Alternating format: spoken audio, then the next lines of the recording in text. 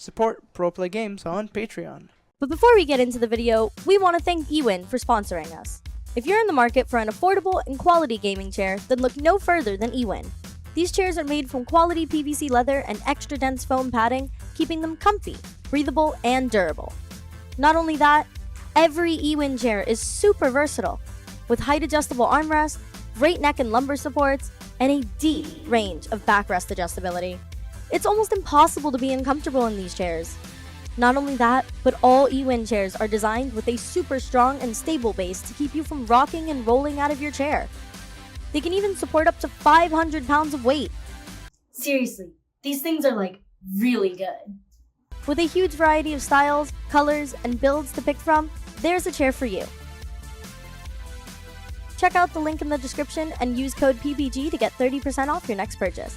And without further ado, let's get back to the video.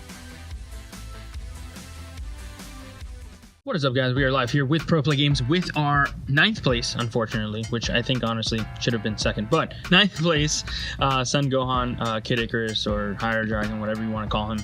I call him the draw a lot, yellow, more like blue deck, essentially. very reactive, very control. Can also be very aggressive too. Actually, a lot of people don't play it like that, but you can definitely pop off. Like turn 2, turn 3. Very good deck, I think, all around. I like it because it draws a lot of cards. I love drawing cards. It doesn't love drawing cards, right? You have a lot of options. You have a lot of, things you can possibly do, and you're very reactive to your opponent. Now, this is like I said, guys, this is going to be the very simple, not as in-depth deck profile. If you guys want to check out the in-depth profile, some matchups, how to play the deck really, then definitely consider supporting us on Patreon. Right here, guys, we have a team of fantastic guys. They dominated the event. Like, we had 3 players in top 8 on Saturday, and Saturday or Friday, and then Saturday we had like 2 or 3.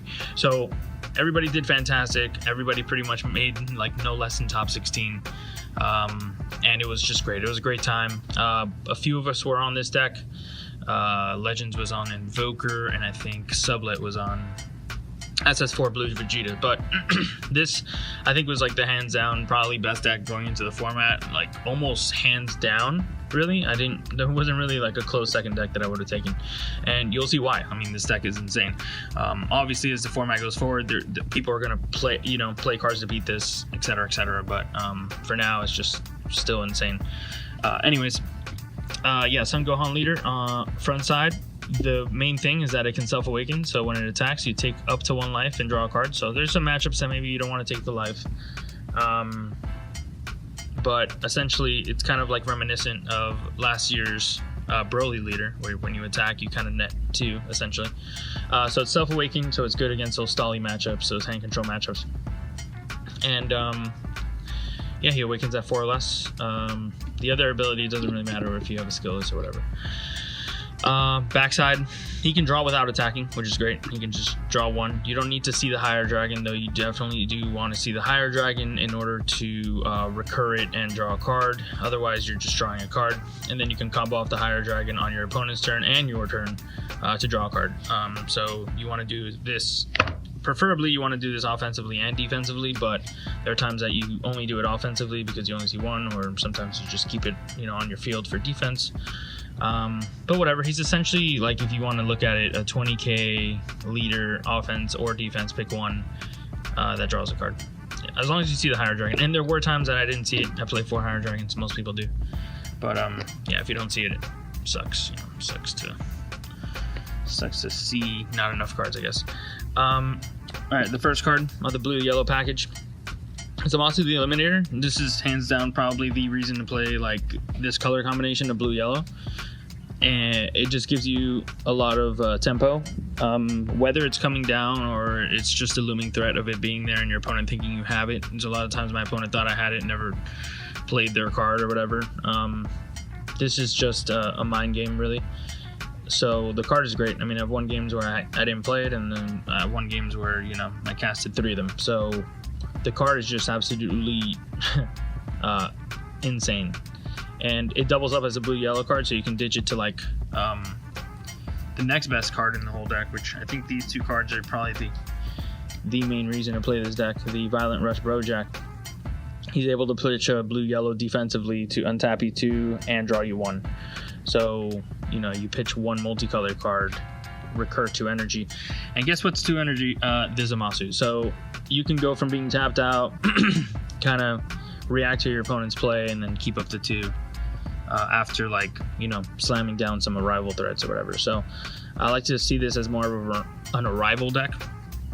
You're playing a lot of things during combat, and then you're just kind of like playing a very control-y game. So next arrival dude is Bojack. I like to call this almost to a Bojack and Friends, because this deck is hyper focused on Bojacks.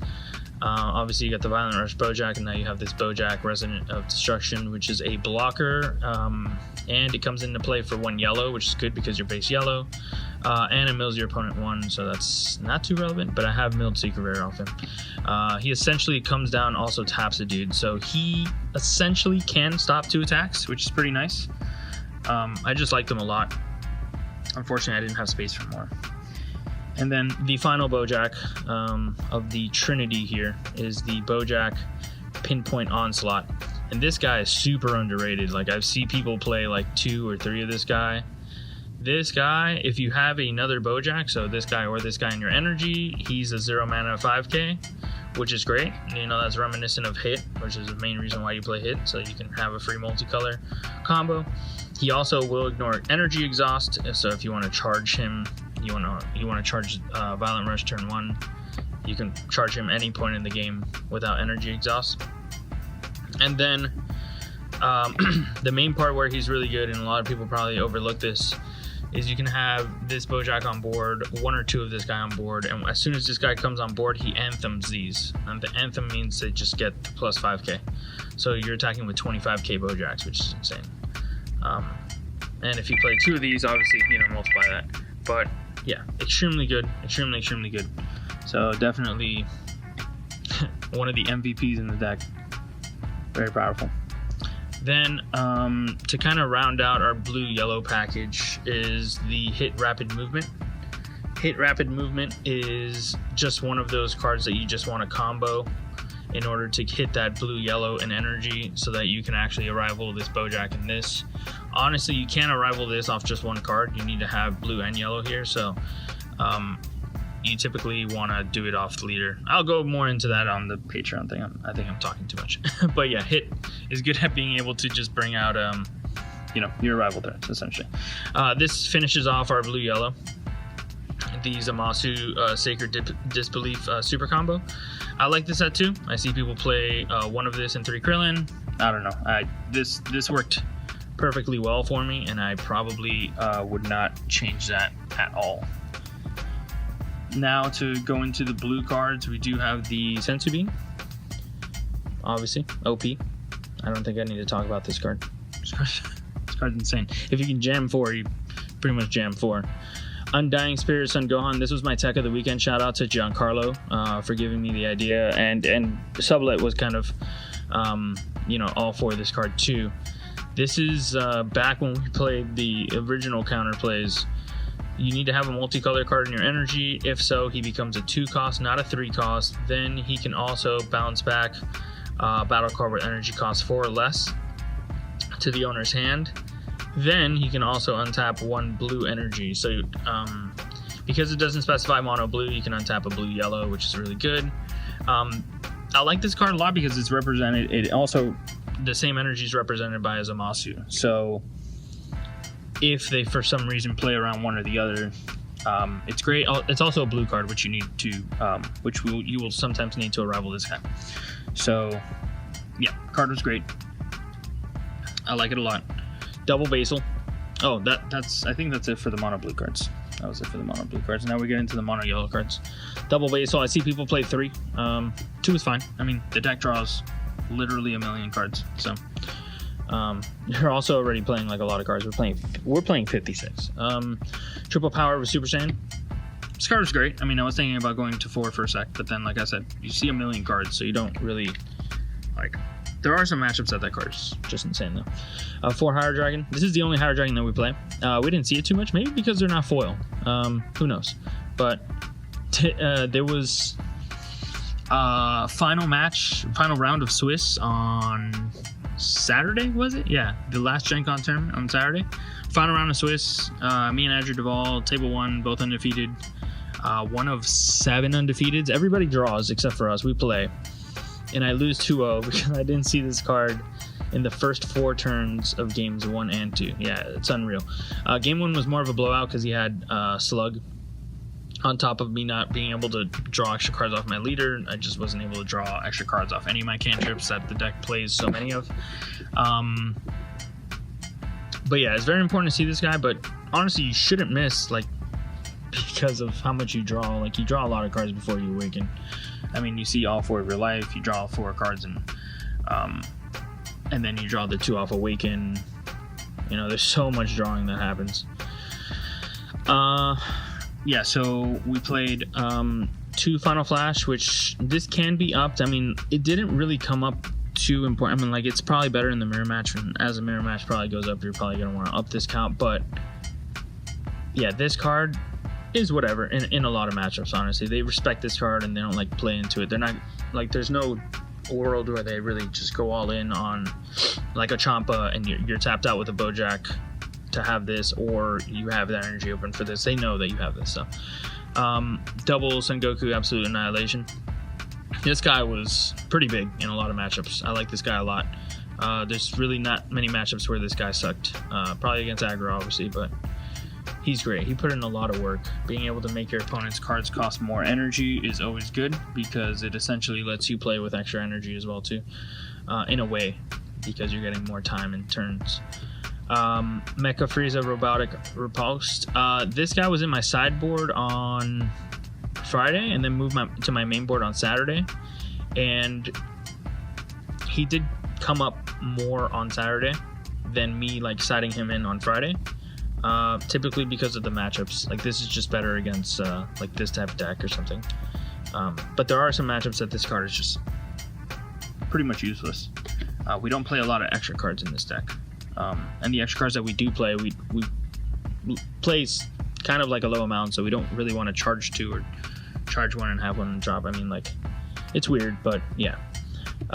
Great A Bardock, Rated Warcry. This guy was insane. This guy was just at 3. Honestly, there was a point where I was skeptical about 1 or playing any, right? And then there was like, maybe like 2 max is correct. Like, 3 seems like overkill. And 3 was great. I mean, like, this drawing a card, like, there were times I just played this, drew a card, tapped nothing, my opponent's turn, just so I could do something.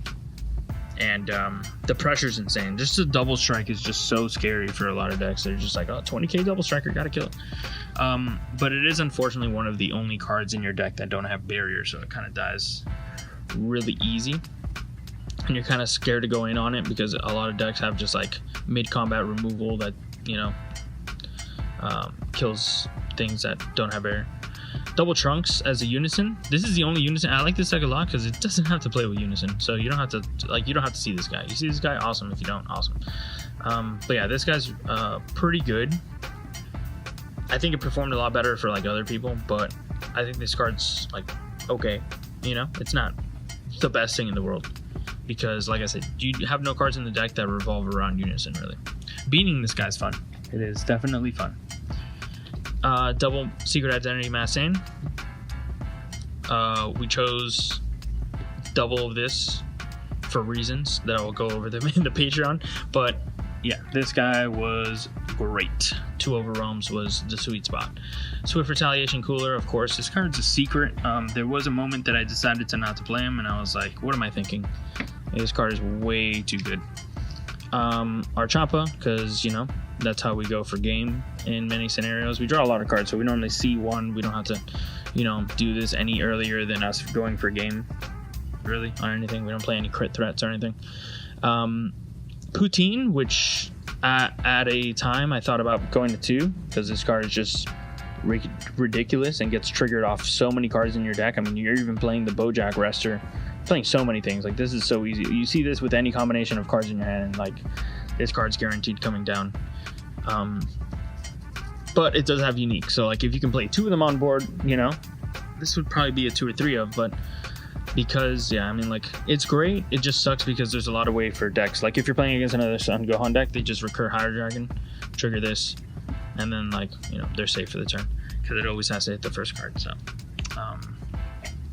if they have a clear board, right? But it's still very annoying to play against because it has barrier.